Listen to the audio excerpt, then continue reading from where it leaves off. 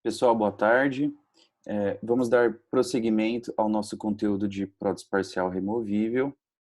Essa aula de hoje nós começaremos a falar sobre as noções iniciais de planejamento em PPR.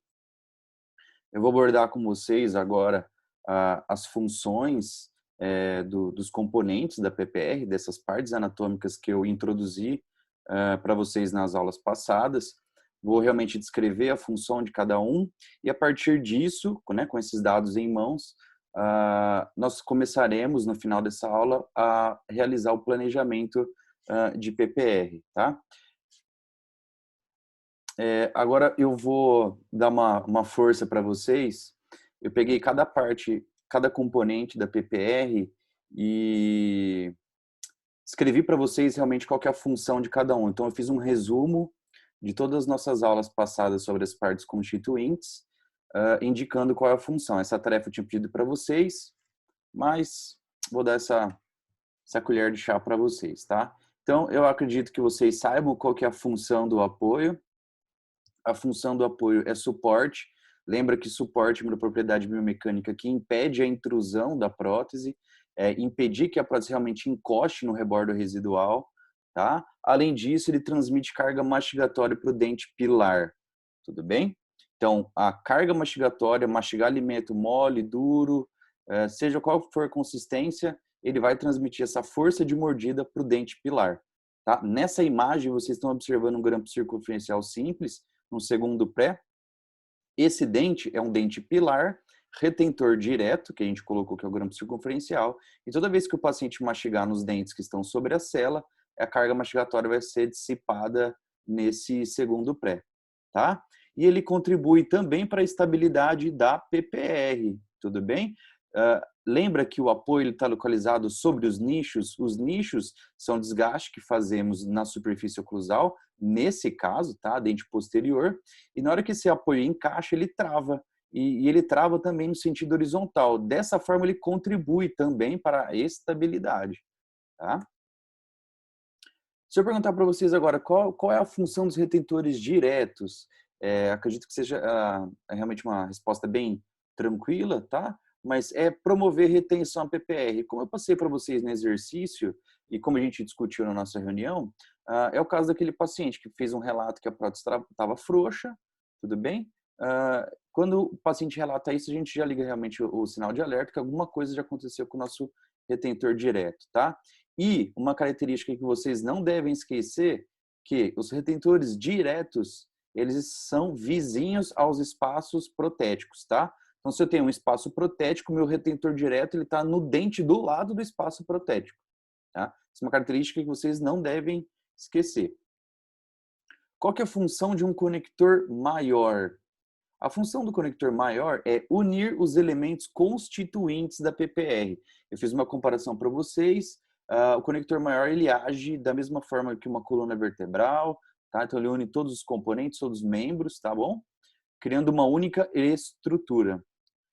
Ele distribui as forças mastigatórias e contribui para a estabilidade e rigidez da PPR.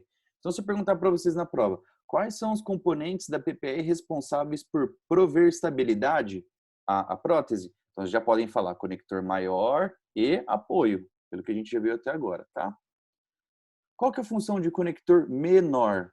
A função do conector menor é conectar os componentes dos retentores diretos ao conector maior, tudo bem? Seja o grampo por ação de ponta, seja o grampo circunferencial, tá bom? Ele auxilia também na transmissão de carga mastigatória, tá? Então, não é só o apoio, tudo bem?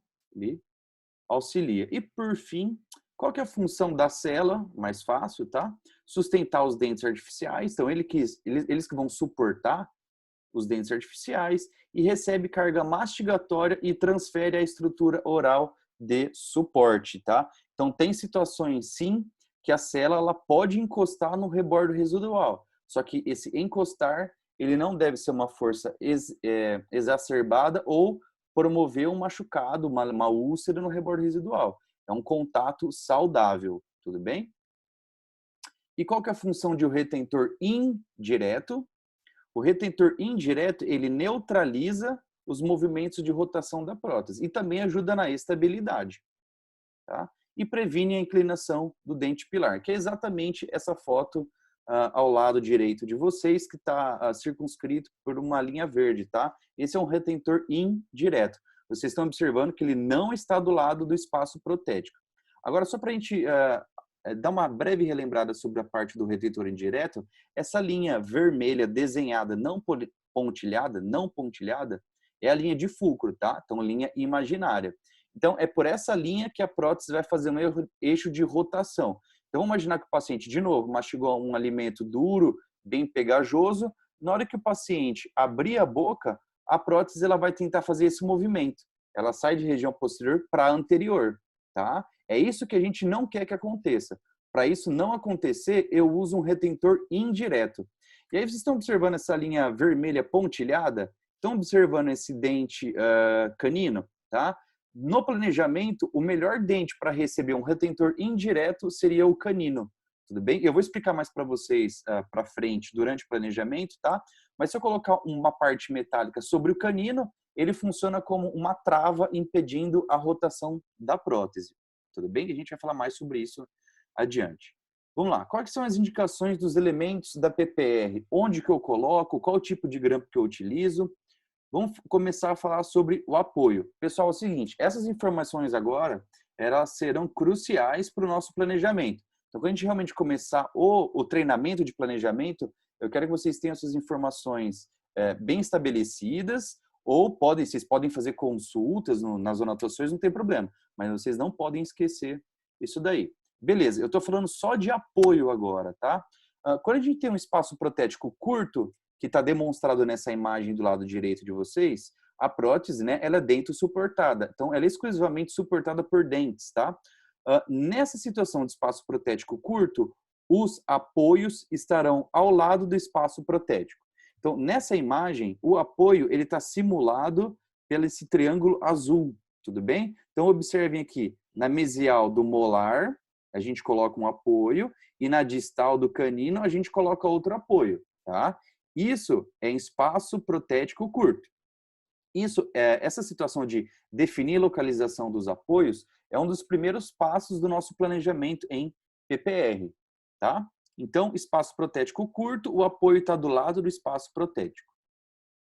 Quando eu tenho um espaço protético de médio tamanho, relativamente, né, não extenso, essa prótese ainda é dentro suportada, tudo bem? Nessa situação, os apoios também estarão ao lado do espaço protético. Nessa situação de espaço dentado médio, é a ausência de 3 ou 4 dentes, tá bom? Lembrando que o espaço curto a gente considerou 1, 2 dentes, e ausência de 3, 4 dentes, espaço dentado médio, tá? Mas realmente isso daí é uma média, é uma situação hipotética que a gente realmente está traçando noções iniciais, tá bom? A gente vai discutir mais sobre isso no decorrer das aulas. Então, nessa situação de espaço protético médio, o apoio continua do lado do espaço protético, tá? Não esqueçam isso. Agora, quando eu tenho um espaço protético grande, com ausência de 5 ou mais dentes, e eu tenho uma extremidade livre, igual nesse caso, tá? O apoio, ele não vai estar mais do lado do espaço protético, tá? Ele vai estar distante do espaço protético. E para ele estar distante, eu coloquei esse apoio na mesial do premolar. Vocês estão observando? Se a gente pensar nos dois conceitos passados que eu passei para vocês, os apoios não estavam do lado do espaço protético, tá bom? Mas são espaços protéticos pequenos que têm dente dos dois lados. Agora eu estou trabalhando com uma extremidade livre e com ausência de 5 ou mais dentes. Nessa situação, eu desloco meu apoio da distal para a mesial. Aí vem o seguinte, eu pergunto para vocês, por que que nessa situação eu mudei de lugar meu apoio? Por que que eu não coloquei na distal? Eu vou responder para vocês, mas eu quero que vocês pensem comigo aqui agora. Vamos imaginar que eu coloquei meu apoio na distal desse dente, tá? Exatamente esse caso que eu coloquei para vocês, mas o apoio está na distal. Agora imagine o seguinte, imagina que toda vez que o paciente morder, tá? O suporte, ele vai exercer uma carga mastigatória sobre o dente, vocês não concordam? Ó, vamos imaginar que o apoio está na distal. Toda vez que o paciente morder E esse apoio transmitir a carga mastigatória para esse dente, vocês acham que esse dente pilar ele pode mudar de lugar?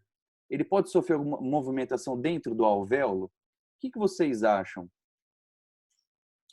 Tá? Nessa situação, que o apoio está na distal, realmente o dente ele pode se movimentar.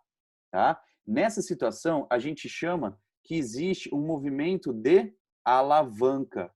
Tá?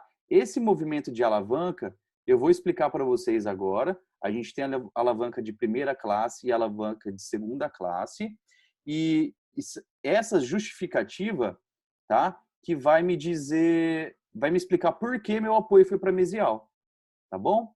Então, eu vou rapidinho pausar a aula agora, porque a gente já está chegando no final do tempo do vídeo e eu não quero interromper no meio da explicação, tá? Eu já vou liberar para vocês a aula seguinte e já explico para vocês as duas alavancas.